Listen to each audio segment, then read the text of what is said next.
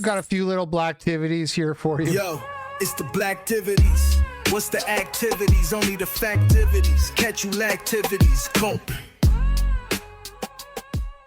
Father speaks out after photos show boy tied up in van, district investigating. In the meantime, a local dad speaking up tonight after shocking photos show his 6-year-old son tied up, his wrists and ankles bound. Pause. Note the skin tone of the person doing the tying up, and notice the skin tone of the 6-year-old boy being tied up, because this is a white boy and a black woman with a sock. It's really disturbing here. This all happened while his son was at school, and tonight we found out the district and the after-school program the boy attended are investigating. Our WLWT News 5's Rachel Whalen is live tonight after talking with that emotional father. Hi, Rachel. Hi, Cherie and Mike. Cincinnati Public Schools did say in a statement that they are looking into a situation that happened at Roberts Academy yesterday. Now, the father tells me that his son does have behavioral issues and he gets transported from Roberts to an after-school facility that focuses on his behavior. Sitting on the floor like an animal. Gabriel Perry can hardly believe what he's seeing. Dude, that haircut and hitting the vape on the shoes. Oh boy, are Zoomers parents now? Am I that old? Pictures of his 6-year-old son lying in a van, his wrists and ankles tied together with socks. This kid's older than my kids. Yeah, it was socks. Like, where'd these socks come from? And my sweet baby, all he said was, "Daddy, at least the socks weren't dirty. They were clean socks." Perry says his son is taken every day from Roberts Academy to Kids Thrive, where they work on behavior. Yesterday, Perry said his son was having a meltdown before leaving school when he was forced into the van.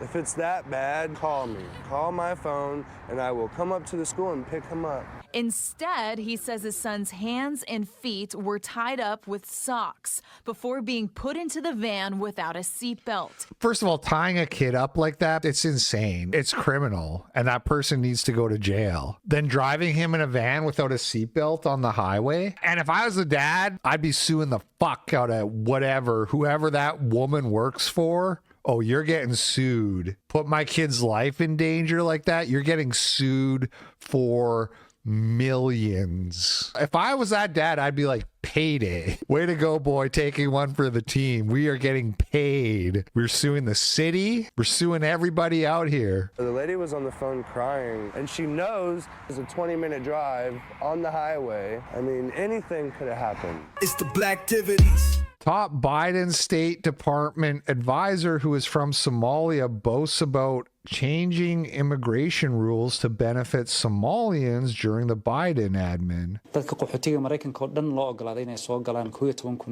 Okay, I think we get the idea. I ain't listening to that. It's the Blacktivities. Somali restaurant in Minneapolis fraudulently collected $12 million in federal child meal funds by claiming to feed 4,000 to 6,000 children daily, while FBI surveillance showed only about 40 people per day. In December of 2021, the FBI installed a surveillance camera overlooking this building just off Lake Street in Minneapolis. Safari claimed to feed 4,000 to 6,000 kids a day. Its invoices and meal counts shown to the jury alongside the video. An FBI agent testifying that an average of 40 people came and went during the 6 weeks it was surveilled. We need more Somalis. And hey, as long as they're born here, they're as American as you or me. I say this country is their birthright. Okay, sorry, I'll drop it now. Her defense attorney tried to raise doubt when it cross-examined the FBI agent that they didn't see the back entrance where it's possible meals left packed in trucks. Your Honor, did they also survey the back entrance, or is it possible that 4,000 kids went in the back way while the other 40 went in through the front door? I rest your case, Your Honor. And then the Somali judge is like, case dismissed. It's the Blacktivities. James Bennett has just been arrested for stabbing a man multiple times on a public bus last night in Charlotte, North Carolina. Previously arrested 14 times. Deputies say they arrested James Bennett, who now faces several charges, including attempted first-degree murder. They always have this like just dull look, like you just know that there's nothing going on. There's nothing going on behind those eyes. Investigators that while he was waiting to get on the bus, Bennett allegedly flashed the knife at him. And when they got on the bus, the victim claimed he tried to stay away from Bennett. That affidavit went on to say that a witness saw the victim trying to get away from Bennett, claimed that Bennett shoved the victim, but later realized he was. No word yet on what happened in court. This comes about 3 months after 23-year-old Irina Zarutska was on the light rail in South End. CATS has since added more security on select bus routes and light rail lines post the attack. However, we don't know if there were any security officers on the bus when last night's happened. Anyway, let's move on to something a little bit more lighthearted here. 12-year-old girl by stranger in New York City complex lobby in East Williamsburg. Well, tonight, a Brooklyn mother in shock and pleading for help and trying to find the man who attacked her daughter. That stranger walked into her apartment building in the middle of the afternoon and raped her 12-year-old daughter in a stairwell. Cops released this photo of the suspect. It was about this time yesterday. They say that he cornered that little girl inside a building at NYCHA's Cooper Park houses. I just hope he just come turn himself in. Like, my daughter is only 12. They did catch the guy. Breaking now on 12. Police say a 27-year-old is under arrest, accused of a 12-year-old girl inside of a housing complex in Williamsburg. Investigators say the attack happened Thursday, and that man is now facing a slew of charges. News 12's Rob Flax is in downtown Brooklyn with the latest. Rob, what have you learned? 27. Is it worse if he's older or younger? For some reason, it's kind of like if it was like 15, like it's still awful, but at least you're a stupid kid. But then you're also like, how can a person so young do something so terrible? So I think it's pretty much bad either way. He was arrested at 146 Clay Street, which we're learning is a shelter. We're also learning he has 4 prior felony convictions, including for rape in 2019. He's also currently on parole for a burglary. Set bail at $100 and get him back. Let's get him back out on the streets. Now on 12. It's the Blacktivities. Man starts crying as he's sentenced to 11 years for shooting a 65-year-old woman 3 times in front of her 10-year-old granddaughter at a Seattle ATM. 11 years? What if we just this guy? Give me one reason why a guy like that should get to keep living. Shot a grandma 3 times in front of her granddaughter. It is of the utmost importance that everyone realizes I'm not the only victim. I'm merely the tip of the iceberg. First and foremost is Haley, my biological granddaughter, who I took in at 3.5 months old and then adopted at 2.5, making her my legal daughter. She witnessed this. Sorry for eating, but she gets 3 times at, what a tough old broad. What a tough old broad. Shot 3 times at point blank. You can see the way she slumps down. You can kind of see the look on her face. I know it's blurry, but it looks like the look on her face is like, oh, this is how I die. You know what I mean? It's Look, Haley, watch. my biological granddaughter, who I took in at 3.5 months old and then adopted at 2.5. See, she's like, oh, She this is how I die. And then she showed up in court to be like, lock this animal up. From my car. Let's directly go. across from the W old broad. ATM. There are no adequate words to describe the true impact of the crime inflicted on me or Haley the evening of April 5th, 2024, when I was simply making an attempt to deposit a check into my bank account at an ATM that I have used on a regular basis for many years. You know, sometimes people have a mentality of that it's less bad when old people get killed because they're old, they've lived a good life. But at the same time, you know, something I've said before and I think about is like the way you win at life is you get to be old and then you get to like do shit with your grandkids. Just like she was saying, like she was with her granddaughter. She was going to go watch her other grandkid in the parade. That's like your prize for winning at life. And to have it taken away is not no big deal. It is a big deal, actually. It's the Blacktivities. Tampa tragedy. New video shows chase before driver hit crowd. From there, the air unit did track it as it then exited downtown. Florida Highway Patrol troopers joined in and tracked the vehicle over to Nebraska Avenue and Palm Avenue, where they attempted what's known as a pit maneuver to stop it. The vehicle then proceeded down a very busy 7th Avenue and ultimately lost control of the car and crashed into the patio area of Bradley's on 7th, which is located in the 1500 block of East 7th Avenue. More than a dozen people were hit outside of the business. Again, 4 people killed and 13. So this guy getting chased by the police crashed into you're sitting, picture it, man. You're on a night out, everything's so fucking expensive. You do this like once every 6 months. You go out to eat at a restaurant. You know, this is like a special occasion now. This is like what we do to like reward ourselves. You know, there's probably people there. It's like their fucking wedding anniversary or their birthday. You know what I mean? Because it's so expensive to go to a restaurant. It's got to be some kind of reason for it. And you're sitting there, you're having a couple drinks, you're eating some food. And here comes the black guy in a high-speed chase, smashes into you and kills you out of nowhere. 13 other people suffered injuries ranging from minor to life-threatening. Police are still working this investigation, and we know that all of the victims are over the age of 20. The chief saying, quote, "We had a tragic incident where at least 4 victims senselessly lost their lives and 11 others were injured as a result of a careless, reckless driver." It's the Blacktivities. Pharmacy student shot, killed in Milwaukee. Guys, all these stories are from this past few days. You know what I mean? This is all like current events. There's just way too many. Made in the killing of a 26-year-old pharmacy student. Family identifying the woman shot and killed as Ariel Spillner. Right, Blake. So 2 women shot. One of them died. The other, police say, is also a suspect. Now, the woman who... Her voice does not match her physiognomy.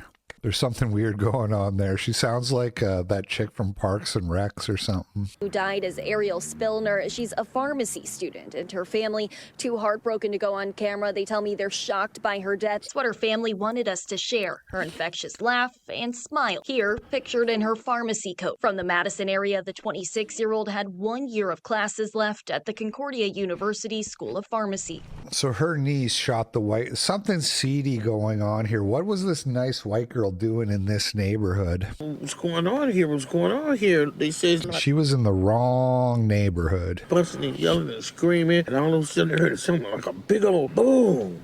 Knowing that your niece could potentially be a suspect in the shooting, what do you make of that? My niece is living. She gonna tell y'all what happened. And there's the shooter killed by her friend, Jamaica Mills, her friend. So drug usage, maybe something. What were they doing? Were they smoking meth together? What would a nice pharmacy student, nice young girl be doing hanging out in a neighborhood like that with a person like this? And not a very good friend. And her friend was shot. So did they shoot each other? Like what happened? It's a weird story. She is blaming the attack on cannabis. So somebody smoked weed and went psychotic. The mystery of her injury has been explained. She shot herself in the stomach by accident after killing Spill. Okay, got it. So she went insane, killed her friend, and then shot herself in the stomach accidentally. It's the Blacktivities. We begin tonight with a warning to Williamsburg residents. A serial spitter is on the loose, targeting women. Caught on camera. The moment a man lunges at a woman and spits in her face. You can see the moment the victim frantically wipes her face from a different angle. It all happened around 11:30 yesterday morning on Bedford Avenue and Grand. There is a black serial spitter going around spitting on white women. Definitely don't expect that in broad daylight. Later that night, she turns to Reddit to warn people in the area, only to find the same thing happened to multiple other women within the last 24 hours. It's the Blacktivities. Seattle dog daycare employee charged with animal cruelty. Seattle, this is my neck of the woods. 20-year-old Dejon Bowens worked the night shift at the Lazy Dog, Crazy Dog in Bowles. He pleaded not guilty in court on Monday. According to the court docs, back on August 3rd, he was caught on camera attacking a black lab named Mitch after the dog knocked something over in the middle of the night. This is a photo from those documents showing Bowens kicking the dog in the stomach. Afterwards, prosecutors say Mitch was whimpering and hid under a table. That's when Bowens allegedly continued his attack, punching the dog under the table as the dog's stomach filled with blood. Eventually, Mitch became disoriented and couldn't even stand. That's when Bowens allegedly called another employee for help, crying, saying, quote, "I messed up bad. I'm freaking out. I kicked the dog." An hour and 45 minutes after the attack, Bowens is seen here taking the dog to the emergency vet. According to the charging documents, the dog had a ruptured kidney and his condition worsened. After 5 rounds of CPR, Mitch later died. Officers spoke with the dog's owner, who said they dropped him off at the kennel so they could welcome their first child. Hanging, death by hanging. Next. I would go through so many cases if I was a judge. They'd be like, LP, you can't do that. There has to be a trial. I heard the part where he said he kicked the dog. Death by hanging. Next. Take him out back. I would get through so many cases. Give me a month. I'll get through the backlog of American cases. Judge LP, you can't do that. I just did it. Next. Hanging is not painful. I mean, it's a dog, dude. We don't have to like flay the guy. Bail to be set at $50,000. However, he remains free. A pretrial hearing is set for November 26th. Bail set at $50,000, but he remains free. Okay. It's the Blacktivities. Father and daughter traumatized after armed robbery outside Bridgeport home. On the city's south side, a community is calling for more police patrols after a brazen robbery on Halloween. A group of robbers attacked a father outside his home in Bridgeport while his young daughter stood beside him. The victim says Halloween was terrifying, not for the holiday itself, but for the violent incident he and his daughter were encountered with just steps outside their home. He adds, in an instinct, their peaceful afternoon turned into fear. This is pretty traumatizing. Just mere moments after Ting Chu stepped out of his car with his daughter, having picked her up from school on Friday, surveillance video captured an armed man racing toward them, pointing something wrong with me, something wrong with you. A gun at Chu, hitting him with it in the head, leaving the father and daughter shaken. You're just reacting to whatever is happening. You can't really think straight. The violent attack unfolded by their home in Bridgeport near 26th Street and Emerald Avenue around 3:16 p.m. The video then reveals a second man rushing in to snatch Chu's belongings while a third man jumped into Chu's vehicle. At least 2 of the robbers made their escape in the stolen vehicle.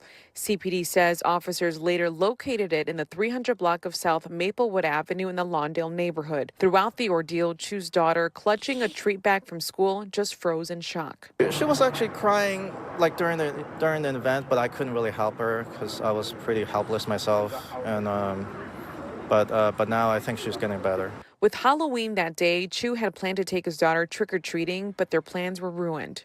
It's just making us not really sleep really well now, so we're very traumatized from that. It's the Blacktivities. Fatigue. Missing 13-year-old Louisiana girl found hidden in Pittsburgh basement. 2 men arrested. Following tonight, a Pennsylvania house was stormed last night, and in the basement, police found a missing Louisiana girl hidden in a box covered by a sheet. Good evening, and thanks for joining us. I'm Devin Bartolotta. And I'm Sharice Gibson. The 13-year-old vanished earlier this month from her home in Baker. That's now she's recovering after a dramatic multi-state rescue. Whitney Miller has the latest details in this disturbing case. The search for that missing 13-year-old from Baker, Louisiana came to a shocking end on Thursday night when police in Pittsburgh found her stuffed inside a box in a basement. Investigators say 26-year-old Keyshawn Crumity kept the girl hidden for days inside his Brighton Heights home. An amount of policemen, SWAT, FBI, up and down the road. And then I saw a girl, which looked like a girl, very small, being pulled out and taken to the right, which was where the ambulance was. According to police, Crumity met the teen on Snapchat, luring her from Baker to Pennsylvania with promises of safety and adoption. Instead, investigators say he gave her alcohol and edibles, then sexually assaulted her multiple times before police arrived. We would never think of any so atrocious like that. It's just horrible. Detectives say Crumity wasn't alone. A woman from Washington, D.C. allegedly traveled with the teen to Pittsburgh, and the 3 slept in the same basement bed. The U.S. Marshals tracked the girl's path and then tipped off Pittsburgh police Thursday evening. That investigation also led to the arrest of 62-year-old Ronald Smith in Columbus, Georgia. Police say he and another man drove the girl from Louisiana to Georgia and then put her on a bus bound for Pittsburgh. Crumity is now in jail, charged with child trafficking, multiple counts of sexual assault, and corruption of a minor. The girl is receiving medical care and support as investigators pursue additional arrests and charges.